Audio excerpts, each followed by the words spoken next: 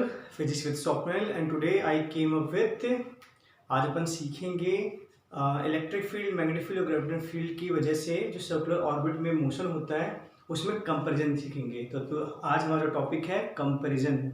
Okay, तो मैं एक कॉलम बना लेता हूँ। कॉलम में यहाँ पे लिखता हूँ इलेक्ट्रिक फील्ड, यहाँ पे मैग्नेटिक फील्ड और यहाँ पे ग्रेविटेशनल फील्ड। तो अगर एक सर्कुलर मोशन होता है इलेक्ट्रिक फील्ड में कैसे सर्कुलर मोशन हो सकता है, how the circular motion is possible electric field. For example आप ले सकते हो, यहाँ पे ये न्यूक्लियस है हमारा और ये हमारा इलेक्ट्रॉन है, ठीक है। तो जो न्यूक्लियस है इलेक्ट्रॉन पे क्या लगाएगा, इलेक्ट्रॉन के पास वेलोसिटी होगी, न्यूक्लियस फोर्स लगाएगा तो ये इलेक्ट्रॉन घूमेगा। तो इसका रेडियस, वेलोसिटी, ये सब पैरामीटर्स होते हैं, काइनेटिक एनर्जी वगैरह, तो कैसे वेरी करते हैं, ठीक है। इसको हम एटॉमिक स्ट्रक्चर के पार्ट में सीखते हैं।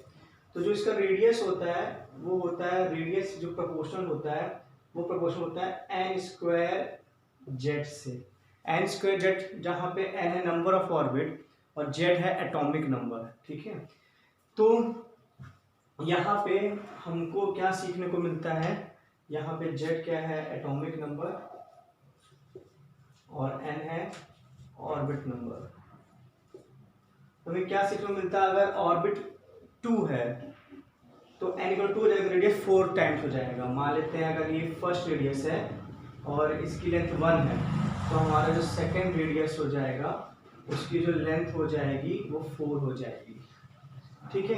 हमारा जो रेडियस होता है इस तरह वेरी करता है। ओके, नाउ अगर हम वेलोसिटी की बात करते हैं तो वेलोसिटी में हमारा क्या होता है, वेलोसिटी में जो हमारा वेरिएशन होता है वो होता है जेड बाय एन। जैसे जैसे हम हायर ऑर्बिट में जाते हैं, जैसे जैसे हमारा ऑर्बिट बढ़ता है वैसे वेलोसिटी क्या होती जाती है, कम होती जाती है, ठीक है। फिर हम बात करते हैं, हम बात करेंगे टाइम पीरियड की बात करते हैं। टाइम पीरियड, ठीक है, हमारा रेडियस हो गया, वेलोसिटी हो गया, टाइम पीरियड। तो हम टाइम पीरियड जानते हैं क्या होता है, 2πr/v। टाइम पीरियड यही ना होता है। तो हमारा टाइम पीरियड क्या आ जाएगा, हमारा टाइम पीरियड है वो प्रोपोर्शनल हो जाएगा, आर किसके प्रोपोर्शनल है, एन स्क्वायर जेड के, और वी किसके प्रोपोर्शनल है, जेड बाय एन के। तो हमारे टाइम पीरियड प्रोपोर्शनल हो जाता है n square by Z square. क्या हो जाता है, n cube by Z square. ये हमारा टाइम पीरियड इसके प्रोपोर्शनल हो जाता है। तो मतलब टाइम पीरियड है वो प्रोपोर्शनल हो जाता है n cube by Z square के, ठीक है। इसका मतलब क्या है, इसका मतलब ये है, एक एग्जांपल अपन लेते हैं कि मान लेते हैं कोई इलेक्ट्रॉन फर्स्ट ऑर्बिट में है और कोई इलेक्ट्रॉन सेकंड ऑर्बिट में। हम पहले देख चुके हैं सेकंड ऑर्बिट होगा वो पहले से 4 टाइम ज़्यादा होगा, ठीक है। तो अगर ये ले रहा है कुछ सेकंड, ये ले रहा है मान लो 2 सेकंड, ये ले रहा है 2 सेकंड, तो देखो सेकंड ऑर्बिट में 2 रखोगे, 2 की पावर 3 क्या हो जाएगा, 8। तो ये जो इलेक्ट्रॉन होगा वो कितना लेगा, 8 सेकंड लेगा कंप्लीट करने में, ठीक है। तो टाइम पीरियड बढ़ता है, ठीक है।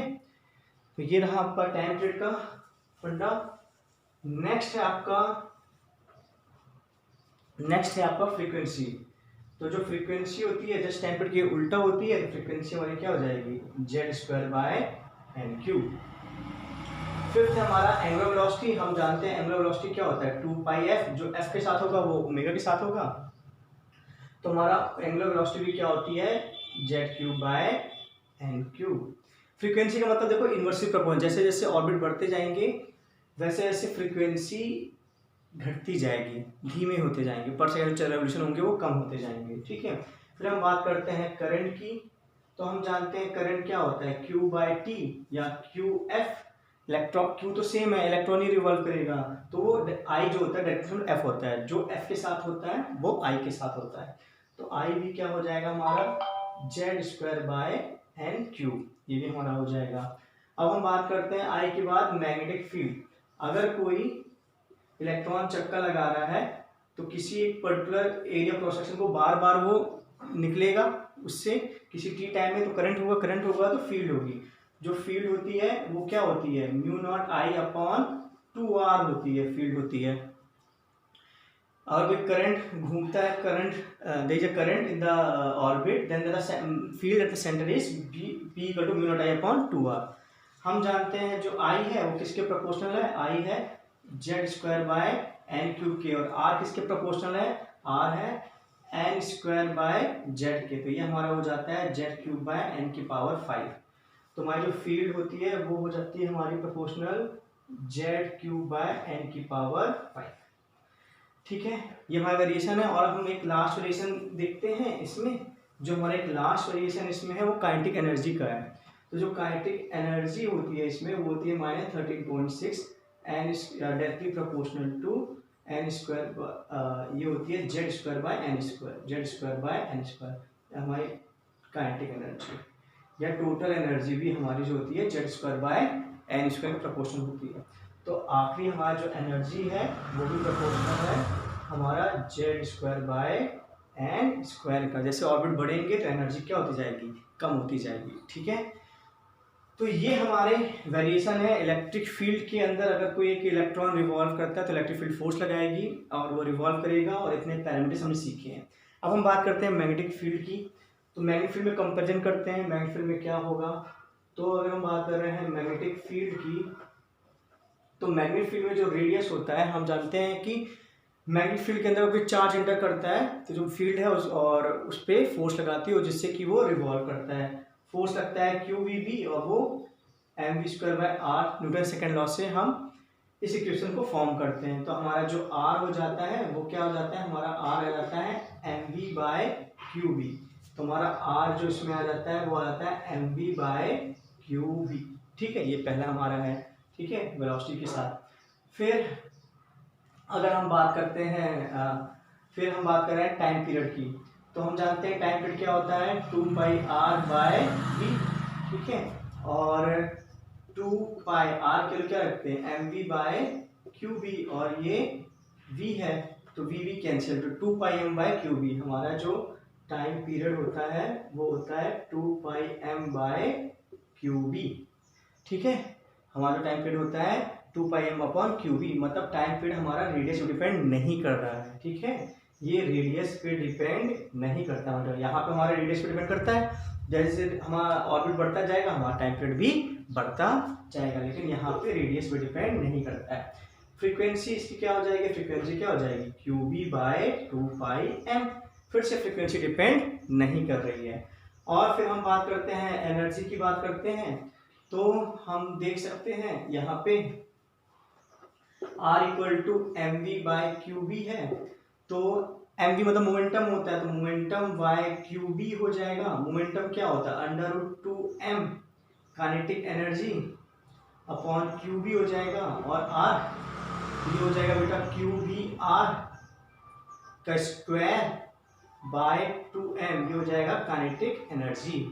तो काइनेटिक एनर्जी हमारा प्रोपोर्शनल होता है, ये हमारा जो काइनेटिक एनर्जी होता है वो आता है QVR का स्क्वायर अपॉन 2m।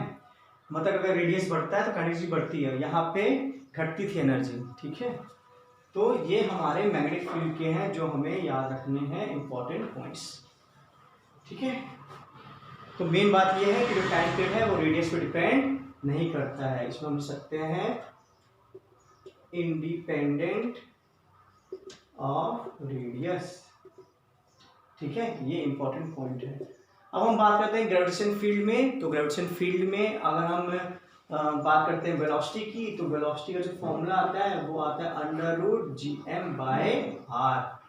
ठीक है, ग्रेविटेशन फील्ड में सैटेलाइट मूव करती है, अर्थ के अराउंड मूव करती है, तो जो सैटेलाइट की वेलोसिटी होती है वो क्या होती है, √gm/r। तो अब यहाँ पे देख रहे हो कि जो वेलोसिटी है यहाँ पे कम होती थी, यहाँ पे भी कम हो रही है, और यहाँ पे जो वेलोसिटी बढ़ रही थी, यहाँ पे जो वेलोसिटी है वो कम हो रही थी। अगर हम जा रहे थे यहाँ पे वेलोसिटी बढ़ रही थी, और यहाँ पे वेलोसिटी फिर से कम होती है। अगर हम थोड़ा सा आगे जाते हैं, हायर रेडियस पे जाते हैं, तो वेलोसिटी कम होती है, यहाँ पे बढ़ेगी वेलोसिटी, ये डायरेक्टली प्रोपोर्शनल है, और यहाँ पे भी कम होगी वेलोसिटी। ठीक है, फिर हम एक और चीज़ देख रहे हैं, यहाँ पे वेलोसिटी मास पे डिपेंड नहीं है। देखो यहाँ पे वेलोसिटी मास पे डिपेंड है, लेकिन यहाँ पे वेलोसिटी मास पे डिपेंड नहीं है। तो इंपॉर्टेंट पॉइंट है इंडिपेंडेंट ऑफ मास, यहाँ पे वेलोसिटी मास पे डिपेंड नहीं करती है। ठीक है, सेकंड हमारा पॉइंट है कि अगर हम टाइम पीरियड की बात करें तो ये होता है T square proportional to r cube, ये होता है केपलर लॉ। तो time period directly proportional to r है। यहाँ पे टाइम पीरियड आर पे डिपेंड नहीं करता था, और ये वाला टाइम पीरियड मास पे डिपेंड नहीं करता है। इसकी एक और अच्छी खास बात है, इंडिपेंडेंट ऑफ मास। यहाँ पे टाइम पीरियड भी सैटेलाइट का कोई भी चीज़ हो जो रिवॉल्व करें अर्थ की वजह से, सैटेलाइट में कोई भी मास हो, वो टाइम पे डिपेंड नहीं करेगा। फिर हम बात करते हैं एनर्जी की, तो काइनेटिक एनर्जी इसका आता है माइनस gm बाय 2r,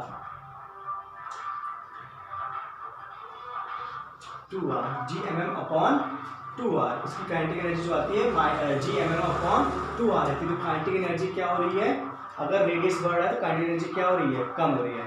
यहाँ पे रेडियस बढ़ता है तो काइनेटिक एनर्जी भी बढ़ती है, यहाँ पे अगर रेडियस बढ़ता है तो काइनेटिक एनर्जी क्या होती है, कम होती है।